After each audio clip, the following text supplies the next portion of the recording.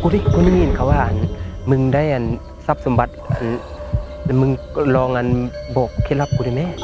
โตสิเอาอีหลีว่าเสี่ยวก็เอาแล้วเนาะกูก็อยากคือหมู่เด้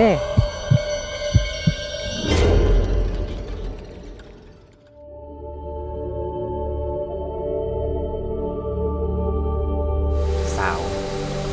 เจ้าคือดีกับคอยทุกอย่างแท้ บ่เป็นอย่างดอกค่อยมักซอยเหลือคน